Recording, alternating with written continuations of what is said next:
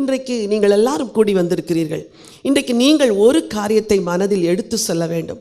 ஆண்டவரே, நாங்கள் எல்லாரோடும் ஒரு மனதோடும் ஐக்கியத்தோடும் அன்பாய் குடும்பத்தில் சிநேகமாய் இருக்க வேண்டும். இந்த கிருபை எங்களுக்கு தாரும் என்று நீங்கள் இன்றைக்கு ஜெபமும் செய்து தீர்மானமும் செய்வோம். ஒருவருக்கொருவர் பிரிவினை, ஒருவருக்கொருவர் மாறுபாடு, வேறுபாடுகள் இவைகள் இருந்தால் இயேசு அதில் மகிமைப்பட மாட்டார். உங்கள் குடும்பங்களிலே நீங்கள் எதை பிரதானமாய் நினைக்க வேண்டும் தெரியுமா? கணவன் மனைவிக்கிடையே, பிள்ளைகளுக்கிடையே இருக்கிற அந்த ஐக்கியம். உங்கள் பிள்ளைகளுக்கு கற்றுக் கொடுக்க வேண்டும். என்ன பிரச்சனை வந்தாலும் நீ இது உன் சகோதரன், இது உன் சகோதரி, நீ ஐக்கியமாக இருக்க வேண்டும் என்ற சகோதர சிநேகத்தை, ஐக்கியத்தை வலியுறுத்த கற்றுக் கொடுப்போம் என்றால் நல்ல குடும்பங்கள் தான் நல்ல சமுதாயத்தை உருவாக்குகிறது. ஐக்கியமுள்ள குடும்பங்கள் தான் ஐக்கியமுள்ள சமுதாயத்தை உருவாக்கும். ஐக்கியமுள்ள சமுதாயம்தான் ஒரு ஐக்கியமுள்ள ஒற்றுமையுள்ள தேசத்தை உருவாக்கும். ஹல்லேலூயா.